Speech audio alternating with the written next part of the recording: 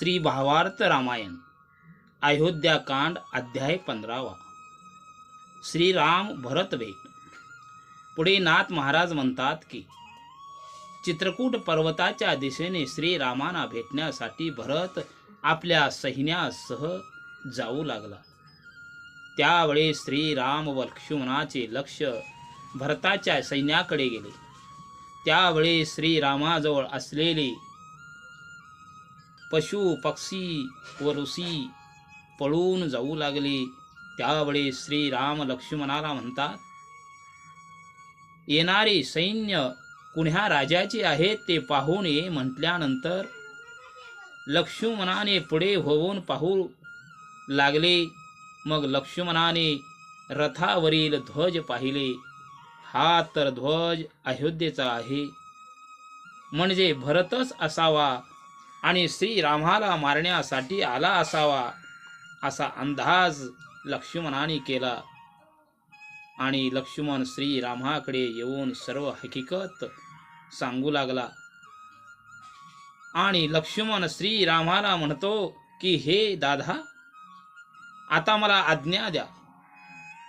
जो भाऊ माझ्या रामाला मारायला येऊ लागला त्याला मारणारच अशा प्रकारचा हट्ट लक्ष्मणाने धरला. त्यावेळी लक्ष्मणाने हातामध्ये धनुष्य घेऊन सैन्यासमोर थांबला. त्यावेळेस समोरील सैरा वैरा पळू लागले. सर्व देव घाबरून गेले. आता लक्ष्मण हा रागावला आहे. त्याने सर्व पृथ्वीचा नाश करतो की काय असा प्रश्न सर्व देवतांना पडला. इकडे भरताचे सैन्य विचार करू लागले की भरत जसा आहे तसाच राम आहे, मग युद्ध का करावे.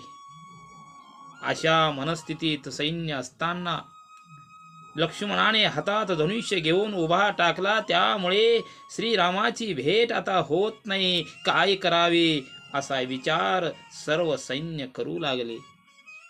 आणि श्रीराम लक्ष्मणाची वाट पाहत श्रीराम बाहेर येऊन पाहिले तर आपलंच सैन्य आहे.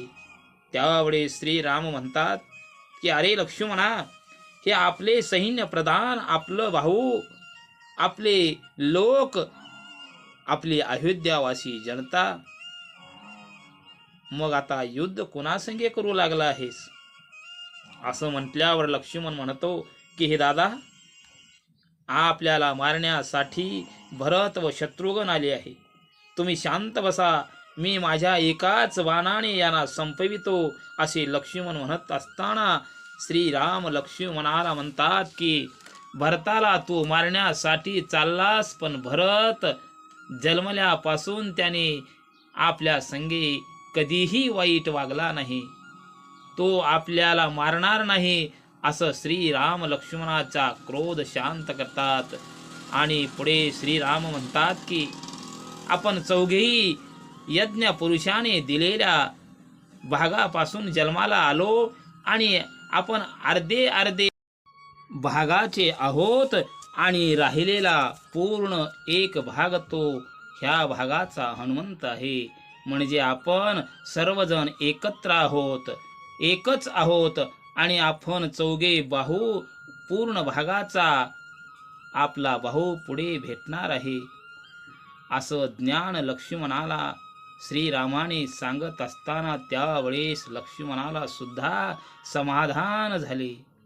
पुढे लक्ष्मणाने हातातील धनुष्य खाली ठेवून श्रीरामाच्या पायावरती दंडवट घेतात आणि म्हणतो की मी व माझा क्रोध हे मूर्ख आहोत असं मनाशी विचार करून इकडे सैन्य आपापसात बोलू लागले की लक्ष्मणाने जर आपल्यावरी बाण सोडला असता तर आम्ही पण मागे सरणार नव्हतो, परंतु हे सर्व श्रीरामाने जाणून आमच्यावरती संकट चुकविले आहे असे विचार करू लागले. आणि सर्व सैन्य भरतासहित समोर आले. त्यावेळेस सीतेला सुद्धा आनंद झाला. आणि इकडे भरत रथाच्या खाली उतरून श्रीरामाकडे धावून आले आणि श्रीरामांना भेट देऊन आलिंगन दिले आणि भरताला आनंद होऊ लागला. आणि श्रीराम, भरत, शत्रुघ्न आणि लक्ष्मण व तसेच सीता सर्वजण एकमेकाशी भेट घेतात. त्यावेळी सर्वांचा आनंद गगनात माविना. अशी भेट या चित्रकूट पर्वताच्या ठिकाणी झाली आणि सर्वांना आनंद झाला आणि सर्वजण सुखाला प्राप्त झाले. ते केवळ श्रीरामामुळे झाले असे नाथ महाराज म्हणतात. आणि पुढे म्हणतात की चंदनासोबत जसे इतर झाडे चंदन होतात तसे एका श्रीरामामुळे झाले असे सांगतात. आणि प्रत्यक्षात श्रीरामाची भेट आणि त्यावेळेस सर्वांना आनंद झालेला हा द्विगुणित आनंद त्या ठिकाणी चित्रकूट पर्वताच्या ठिकाणी झाला. आणि नाथ महाराज एका जनार्दन माऊलीला शरण जाऊन इथेच अध्यायाला पूर्ण विराम देतात. जय श्रीराम, जय श्रीराम.